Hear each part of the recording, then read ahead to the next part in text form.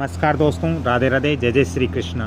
दोस्तों, वास्तुशास्त्र के अनुसार हमारे घर के अंदर जो बच्चों का रूम है, जो घर के अंदर जिन बच्चों की शादियां नहीं हुई हैं अथवा मेहमान के लिए हमारे घर के पूर्वी दिशा में रूम होना चाहिए।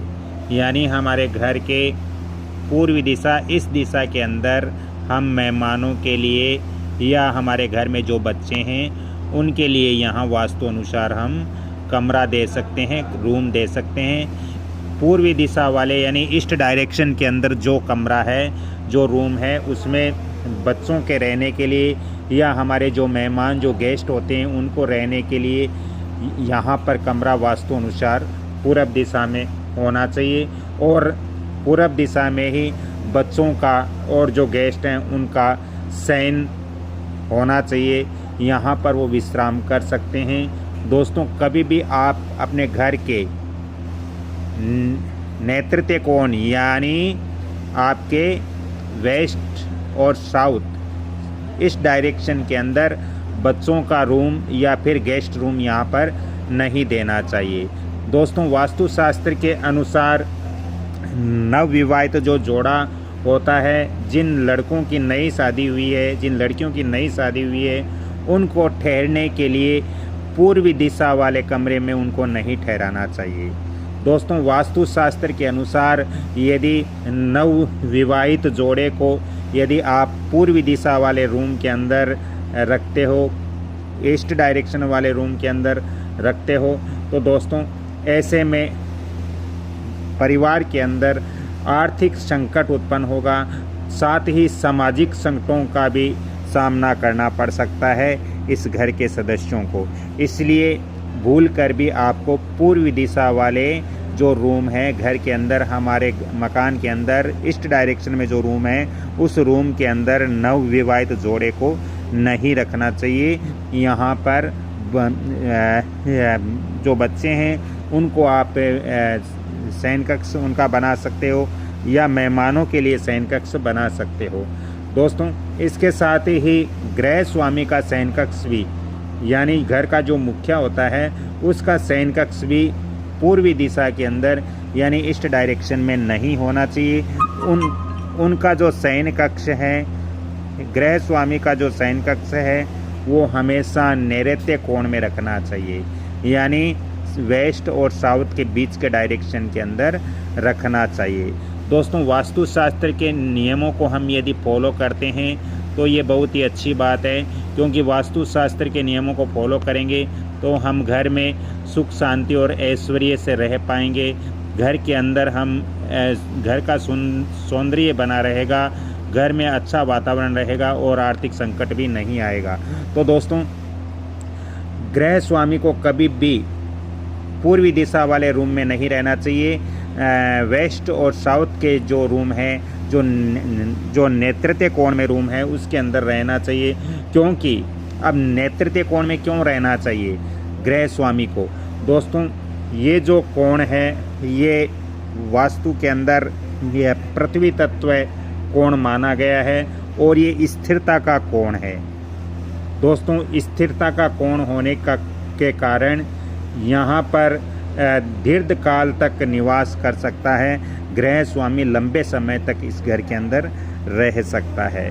हाँ, जो गृह स्वामी का कारोबार ऐसा हो जिसका प्रतिदिन बार ही भ्रमण करना हो, ऐसा बिजनेस हो, तो ऐसे गृह स्वामी को वायव्य कोण में मकान बनाना चाहिए, यानी नॉर्थ वेस्ट के डायरेक्शन में मकान ये आपके रूम बनाना चाहिए।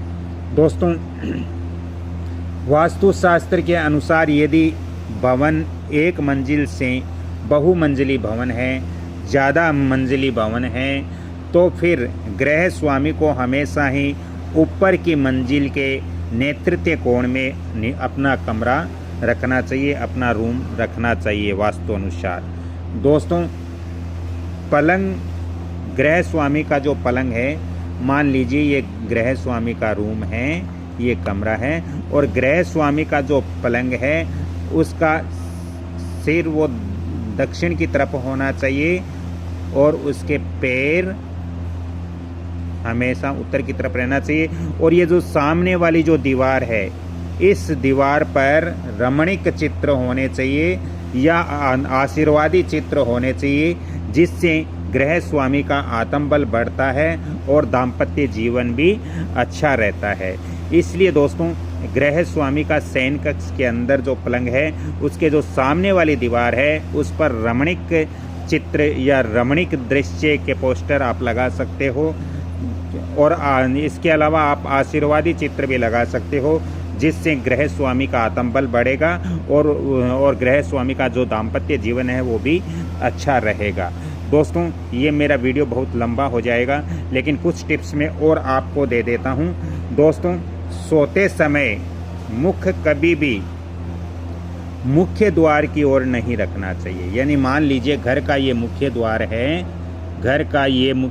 है और आप जब शयन करते हो और आपका मुख, यदि आप जब सोते हो और आपका मुख है वो यदि आपके घर के मुख्य द्वार की तरफ है, तो दोस्तों ये नहीं होना चाहिए, क्योंकि मृत्यु होने पर शमशान ले जाते समय पूर्व शरीर का मुख्य द्वार की ओर ही पैर करके रखा जाता है। इसलिए पैर हमेशा हमारे घर के मुख्य द्वार की तरफ नहीं होना चाहिए। ये अशुभ संकेत होते हैं वास्तुशास्त्र के अनुसार।